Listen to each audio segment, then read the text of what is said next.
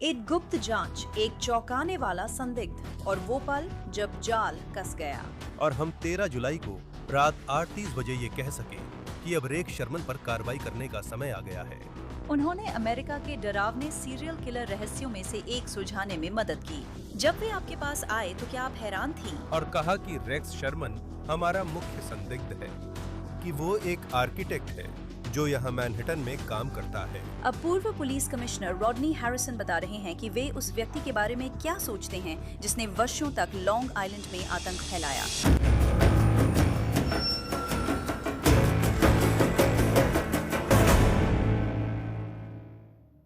आप जानती हैं, इससे पहले कि हम इस बेहद भयानक गिलगो बीच सीरियल किलिंग्स के मामले में जाएं, मैं आपको एक ऐप के बारे में बताना चाहती हूं जिसे मैं इस्तेमाल कर रही हूं और मुझे बहुत पसंद है। इसका नाम है अपसाइड।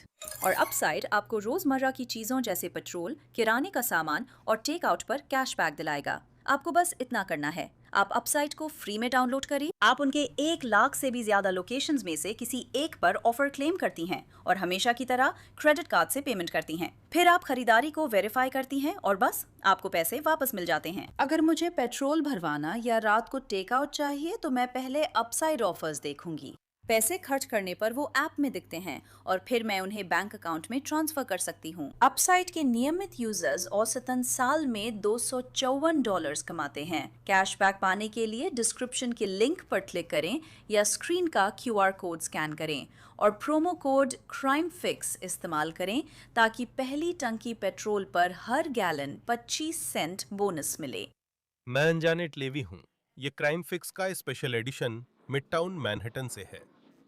मैं 5th एवेन्यू और ईस्ट 36वीं स्ट्रीट के कोने पर हूँ। यही वो इलाका है जहाँ रेक्स ह्योरमन, गिलगो बीच सीरियल किलर को लगभग 3 साल पहले उन भयानक हत्याओं के लिए हिरासत में लिया गया था। उसने 1993 में 29 साल की उम्र में हत्या शुरू की थी। अब वो 57-58 साल का है। शायद उसे लगा कि वो अब भी बच निकला है। मेरी सोच है, उसके ऑफिस से अचानक पकड़ना और घर जाते वक्त कुछ ही गज दूर पकड़ना शायद उसके लिए हैरान करने वाला रहा होगा। पूर्व Suffolk county police commissioner Rodney Harrison ने गिलगो बीच टास्क फोर्स बनाने में मदद की, जिससे रेक्स ह्योरमन हत्याओं के मुख्य संदिग्ध बने। ये 13 जुलाई 2023 की बात है, जब ह्योरमन हमेशा की तरह अपने काम से निकल रहे थे। 36वीं स्ट्रीट के पास 5th एवेन्यू पर चलते समय उन्हें अधिकारियों ने घेर लिया। करीब 3 साल बाद ह्योरमन ने 7 महिलाओं की हत्या के मामलों में दोष स्वीकार किया। पहली सैंड्रा कास्टिला नवंबर 1993 में, वैलेरी मैक की हत्या 2000 में हुई थी, जेसिका टेलर 2003 में, 2007 में मॉरीन ब्रेनर्ड बार्न्स की हत्या हुई, 2009 में मेलिसा बार्थोलोम्यू लापता हो गईं, जून 2010 में मेगन वाटरमैन मारी गईं और उसके कुछ महीने बाद एम्बर लिन कोस्टेलो सितंबर 2010 में गायब हो गईं। ह्योरमन ने 1996 में 8वीं महिला करीन वर्गाटा की हत्या करने की बात कबूल की, लेकिन उन्होंने उनकी मौत के मामले में कोई दलील पेश नहीं की। कुछ लोगों को लगता था इन हत्याओं का पता नहीं चलेगा। गिलगो की 4 महिलाओं के शव Maureen Brainard Barnes, Megan Waterman, Amber Costello और मेलिसा बार्थोलोम्यू दिसंबर 2010 में गिलगो बीच के पास ओशन पार्क वे के किनारे पाए गए थे। 4 छोटी कद की महिलाओं के शवों की भयावह खोज, जो सेक्स वर्कर के रूप में काम करती थी, ने लॉन्ग आइलैंड को हिला कर रख दिया और न्यूयॉर्क के इतिहास की सबसे लंबी और सबसे गंभीर सीरियल किलिंग जांचों में से एक की शुरुआत की। जांच की शुरुआत में ही प्रगति हुई जब जांचकर्ताओं ने मैसापेक्वा पार्क और मिडटाउन मैनहट्टन से मोबाइल पिंग्स का पता लगाया। लेकिन फिर 2012 में एक नए पुलिस प्रमुख जेम्स बर्क ने पदभार संभाला और जांच की गति जैसे थम सी गई। फेडरल एजेंसियों को बाहर किया गया और गिलगो बीच सीरियल किलर केस ठंडा पड़ गया। 2020 के अंत में Rodney Harrison Suffolk county police commissioner बने। इसी समय रे टियर्नी ने सफोक काउंटी DA का चुनाव जीत लिया और अगले साल गिलगो बीच टास्क फोर्स का गठन हुआ। मैंने FBI से संपर्क किया। हमें कुछ चिंताएं थीं और मैंने कहा कि हम टास्क फोर्स शुरू कर रहे हैं, जिसमें डिस्ट्रिक्ट अटॉर्नी का ऑफिस और स्टेट पुलिस भी हमारे साथ हैं। हम चाहेंगे कि आप देख लें कि क्या मदद कर सकते हैं। मैं समझता हूं कि पहले निराशाएं रही होंगी।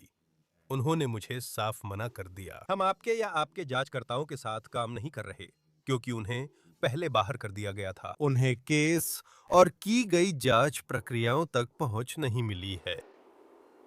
यह एक तरह से आम बात है, जहां जांचकर्ता बाहर से मदद नहीं चाहते, उन्हें लगता है कि वे खुद ही जांच को संभाल सकते हैं। लेकिन सफक काउंटी पुलिस विभाग के पास संसाधनों और डाटाबेस के मामले में सबसे बेहतरीन सुविधाएं नहीं हैं। और यही वजह थी कि मुझे लगा एफबीआई बेहद मददगार साबित होगी, और आखिरकार वही हुआ।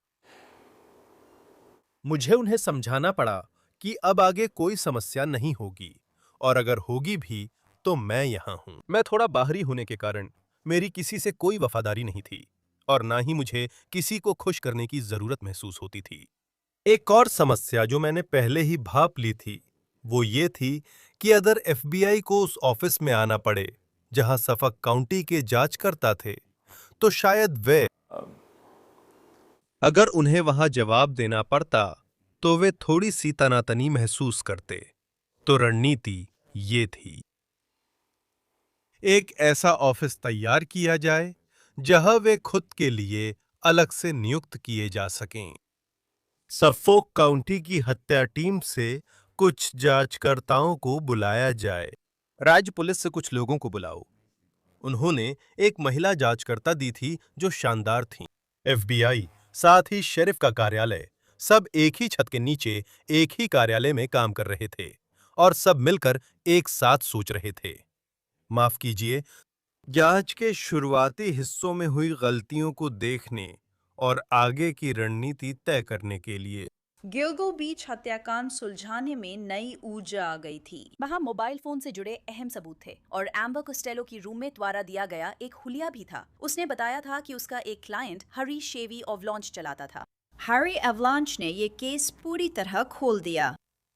हरी अवलांच डेटाबेस। मासापेकुआ पार्क में जांच करो।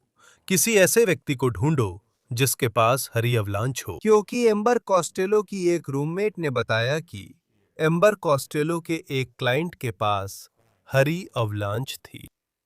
उस जानकारी को लेकर और मासापेकुआ पार्क इलाके में हरी अवलांच गाड़ियों को देख पाना, यह जांच में सबसे बड़ा बदलाव था। वो तो राक्षस सा ही दिखता था, क्या यही विवरण नहीं था? इससे भी मदद मिली।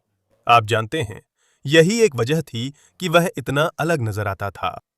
उसका 6 फुट 4 इंच लंबा, 300 पाउंड वजनी और घने बालों वाला राक्षस जैसा दिखना। वो उन लोगों में से एक था जिसे एम्बर कॉस्टेलो के रूममेट्स ने लूटने का फैसला नहीं किया, और यही उनकी प्रोहोत्तर चीजों में से एक था जो वे करते थे। जब भी कोई क्लाइंट आता, वे उसे लूट लेते और उसका पैसा ले लेते थे। उन्होंने इस व्यक्ति को उसके शरीर के आकार की वजह से लूटने का फैसला नहीं किया, लेकिन वे उसे याद रखते हैं, और उन्हें उसकी कार भी याद है जो वो चलाता था। मैसापेक्वा पार्क में ग्रीन एवलांचेस की तलाश में रेक्स ह्यूरमन का नाम सामने आया, जो वहां रहते और मैनहट्टन में आर्किटेक्ट थे, लेकिन काम बाकी था। जांच में सामने आया कि रेक्स ह्यूरमन सेक्स वर्कर्स के पास जाता था और कभी-कभी उन्हें सेल्फीज भेजता था, और वो ऐसा अक्सर प्रीपेड बर्नर फोनों के जरिए करता था। इंटरनेट सर्च, बर्नर फोन लेने और कुछ खास चीजों में उनकी मौजूदगी, सब कुछ शामिल है। इंटरनेट सेक्स वर्कर से जुड़ने के लिए एप्लीकेशन और कुछ अन्य चीजें जिनसे हमें वाकई में बहुत परेशानी हुई, ये दिखाने के लिए कि वो सेक्स वर्कर से जुड़ा था। और एम्बर कॉस्टेलो के साथ उसकी एक बार की मुलाकात ही ऐसा नहीं था जब वो इस गतिविधि में शामिल था। इससे सच में यह दिखता है कि यह व्यक्ति, जैसा कि मैं कहूंगा, एक विकृत जीवन शैली जीता है। डीएनए सबूत में ह्यूमन का डीएनए शामिल था, जो पिज्जा के क्रस्ट से लिया गया था जिसे उसने कचरे में फेंका था। तो मेरा सबसे बड़ा मुद्दा डीएनए रिपोर्ट के आने में ये था कि इसमें बहुत समय लग गया, और जब हमें पिज्जा का क्रस्ट मिला और हमने उसे पेंसिल्वेनिया की लैब में भेजा, तो मैं यह सुनिश्चित करना चाहता था, और यह एक तरह से एनवाईपीडी के एग्जीक्यूटिव जैसा मामला था। हम चाहते थे कि वे यह बात साफ कर दें कि यह केस कोई आम केस नहीं है। यह एक सीरियल किलर का केस है जो 10 साल से भी पुराना है, और हमें इसके नतीजे तुरंत चाहिए। क्या आप कृपया इसे अपने मामलों में सबसे ऊपर रख सकते हैं? और मुझे नहीं पता कि कौन सी गलतफहमी हुई या क्या हुआ, लेकिन इससे प्राथमिकता नहीं मिली और मैं बार बार फोन करता रहा कि इतना समय क्यों लग रहा है, और उनके पास कोई जवाब नहीं था। मैं इतना परेशान हुआ कि मैंने अपने deputy police commissioner Anthony Carter को बुलाया। वहां जाओ, वैज्ञानिकों के साथ बैठो और उन्हें समझाओ। सुनो, मुझे नहीं पता आपको इस केस के बारे में क्या पता है, पर हमें जल्द से जल्द नतीजे चाहिए। दुर्भाग्य से उन्हें शुरुआत में ये पता नहीं था। जब हमने उनसे बात की तो उन्होंने तुरंत काम शुरू किया और समय पर नतीजे मिल गए। जब डीएनए पीड़ितों पर मिले बालों से मेल खाता पाया गया तो रेक्स ह्यूरमन पर आरोप तय करने का समय आ गया था और पुलिस ने 13 जुलाई 2023 को गिरफ्तारी के लिए कार्रवाई की। तो वो बस फिफ्थ एवेन्यू पर वैसे ही चल रहा था जैसे कोई और न्यूयॉर्कर चलता है। काम से बाहर निकलते हुए आप तय करते हैं कि ये एक सुरक्षा का मामला है, इसलिए आप उसे सड़क पर ही पकड़ लेते हैं, क्योंकि आपको नहीं पता कि अगर आप उसे उसके ऑफिस में हिरासत में लेते हैं तो क्या हो सकता है। मेरा मतलब है उसके पास वहाँ कोई हथियार हो सकता है, दूसरे लोग भी खतरे में पड़ सकते हैं, है ना? खैर, मेरी एक चिंता 30 साल तक कानून प्रवर्तन में रहने के बाद और यह जानने के बाद कि किसी के नाम पर 97, उस समय 97 रजिस्टर्ड बंदूकें हैं, मेरी सबसे बड़ी चिंता यह थी, अगर हम उस पर कार्रवाई करते हैं तो क्या यह ऐसी स्थिति हो सकती है जहां मामला गोलीबारी तक पहुंच जाए। तो मुझे कुछ चिंताएं थीं। क्या वो बंदूक रखता है? क्या बैग के अंदर बंदूक थी? आप जानते हैं, वो एक बड़ा आदमी है। क्या वो छूटकर भागने की कोशिश करेगा और फिर बड़ी गोलीबारी शुरू कर देगा? कुछ चिंता थी, लेकिन टास्क फोर्स के सदस्यों से बात कर उन्होंने यही रणनीति सही मानी। रे टियर्नी के साथ काम करते हुए यह सुनिश्चित करना कि हम कोशिश करें कि हमें उससे बात करने का मौका मिले, देखें कि क्या वह कुछ जानकारी साझा करने के लिए तैयार है। यही वजह है कि हमने उसे यहां बंद किया और रणनीति ये थी कि उसे वापस याफैंग, लॉन्ग आइलैंड ले जाया जाए ताकि देखा जा सके कि क्या वह सहयोग करने के लिए तैयार है, लेकिन उसने ऐसा नहीं किया। क्या आपको हैरानी हुई कि उसने बात नहीं की और वकील बुला लिया? मुझे नहीं पता इसे हैरानी कहना सही है या नहीं, बस इतना कहूंगा, सिर्फ ये जानना कि उसने कुछ भी कहना नहीं चाहा। ये वही चीज है जो अपराध करने वाले लोग अक्सर करते हैं, वो बस जिसे वकील बुलाना कहते हैं वही करते हैं। तो उसका वकील मांगना मेरे लिए कोई हैरानी नहीं थी। एक बार फिर उसकी प्रतिक्रिया थोड़ी चिंताजनक थी और इसने मेरा ध्यान थोड़ा और खींचा, क्योंकि एक बार फिर अगर आप पर ओशन पार्कवे की महिलाओं की मौत का आरोप लगाया जा रहा है और आपकी एकमात्र प्रतिक्रिया या जवाब है मुझे वकील चाहिए।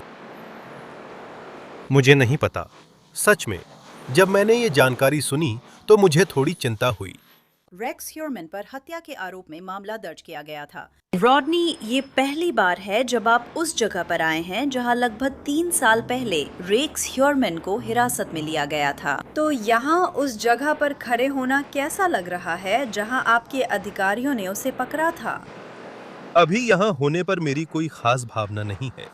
मैं बस जानता हूँ कि टास्क फोर्स के पुरुषों और महिलाओं ने बहुत अच्छा काम किया। उसकी लोकेशन पर नजर रखना, यह सुनिश्चित करना कि हमने सबूतों के ऐसे संकेत जुटाए जिन्हें ओशन पार्कवे पर मिली लाशों से जोड़ा जा सके। और फिर रे टर्नर को बधाई, जिन्होंने ये फैसला लिया और उस दिन कि हम उसे कब और कहां गिरफ्तार करेंगे उस पर सही समय पर कार्रवाई की। तो ये सफोक काउंटी में कानून प्रवर्तन अधिकारियों की एक शानदार टीम वर्क थी, जिसकी वजह से हम इस भयानक इंसान को सड़कों से हटा सके। क्या आपको हैरानी हुई जब वे आपके पास आए और कहा कि रेक्स ह्यूरमन हमारा मुख्य संदिग्ध है, कि वो एक आर्किटेक्ट है जो मैनहट्टन में काम करता है, कि यही वो आदमी है? एक आदमी जो बिल्कुल एक पारिवारिक इंसान की तरह दिखता है, जो हर दिन अपने आर्किटेक्चरल फर्म में काम करने जाता है। सीरियल किलर हर तरह के रूप और आकार में होते हैं।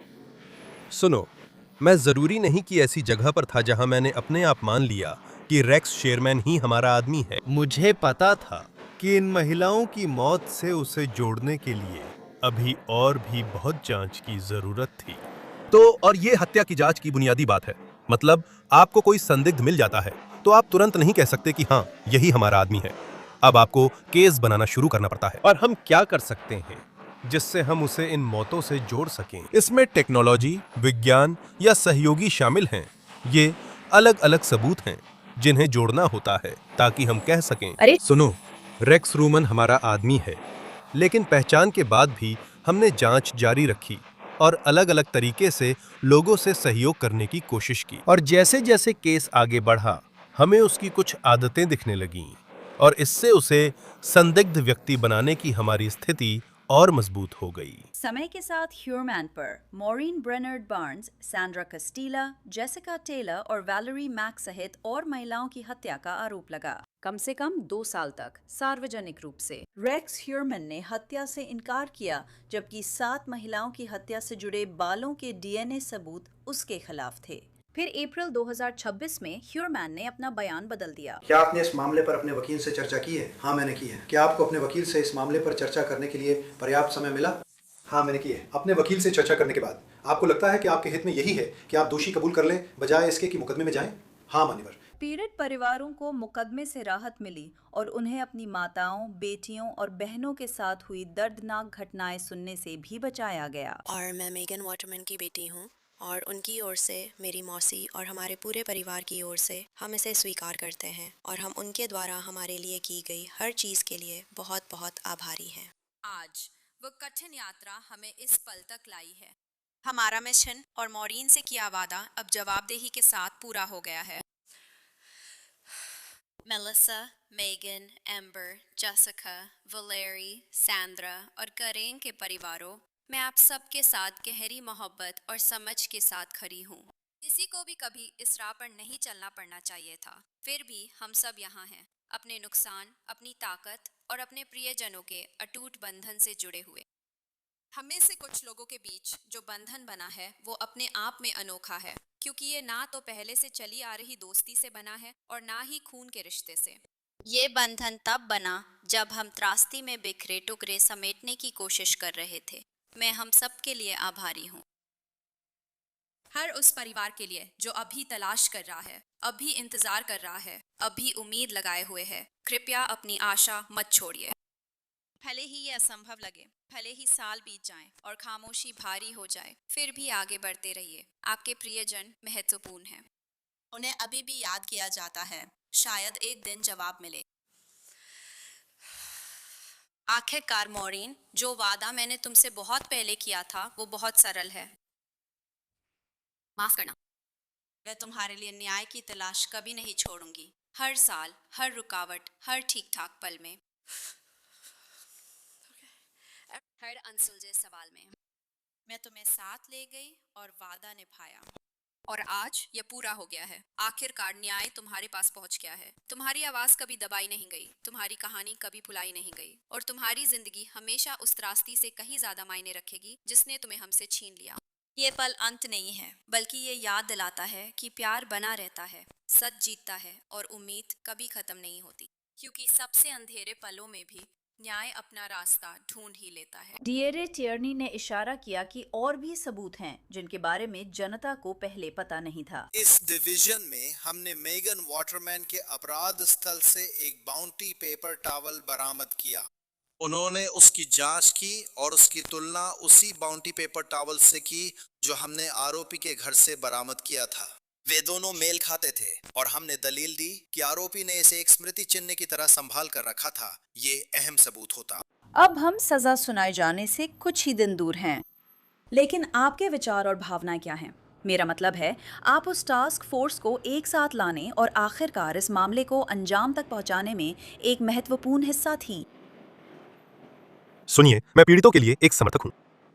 इसमें जीवित बचे लोग और परिवार के सदस्य शामिल हैं, जिन्हें दुर्भाग्यवश इतने सालों तक कोई जवाब नहीं मिला। सिर्फ इतना कर पाना कि हम उन्हें कुछ हद तक राहत और सुकून दे सकें, ये जानकर कि जिसने आपके प्रियजन को आपसे छीना, वो अब कभी भी बाहर की दुनिया नहीं देख पाएगा। ये जानकर थोड़ी सी खुशी होती है कि मेरी भी एक भूमिका थी इस इंसान को जेल पहुंचाने में, और उम्मीद है कि वो अपनी बाकी जिंदगी जेल में ही रहेगा। क्या आपको लगता है कि उसने जिन हत्याओं के लिए दोषी होने की बात कबूल की है, उनसे भी ज्यादा हत्याएं की हैं? मुझे सच में लगता है कि रेक्स शर्मन की जांच लगातार जारी रहनी चाहिए। मुझे पता है कि उसकी डीएनए आखिरकार कोडिस सिस्टम में जाएगी और उम्मीद है कि टास्क फोर्स अभी भी लागू है। वे शायद ये कह सकें, या तो उन अन्य शवों की पहचान कर सकें जिन्हें पहचाना या खोजा नहीं गया है, या फिर रेक्स शर्मन की ओर इशारा कर सकें। तो सुनिए, मैं यहां अनुमान नहीं लगाऊंगा कि और शव जुड़े हैं या नहीं, लेकिन मुझे खुशी है कि आगे जांच जारी रहेगी ताकि तय हो सके कि रेक्स शर्मन से और पीड़ित जुड़े हैं या नहीं। रॉडनी हैरिसन ने अपने करियर और गिलगो बीच हत्याओं पर एक किताब लिखी है। इसका नाम है the commissioner, from street cop to top cop in the NYPD, और इसमें गिलगो बीच सीरियल किलर की तलाश की अंदरूनी कहानी है। और बुधवार 17 जून को रेक्स ह्यूरमैन को उन 7 भयानक हत्याओं के लिए औपचारिक रूप से सजा सुनाई जाएगी। उन्हें एक के बाद एक चलने वाली कई उम्र कैद की सजाएं सुनाई जाएंगी। जैसा बताया, उन्होंने कैरन वर्गाटा सहित 8वीं हत्या भी स्वीकार की है। लॉ एंड क्राइम आपके लिए इसकी पूरी कवरेज करेगा। मैं अंजनेट लेवी, मिडटाउन मैनहट्टन से। क्राइम फिक्स एपिसोड देखने के लिए धन्यवाद। अगली बार यही मिलूंगी।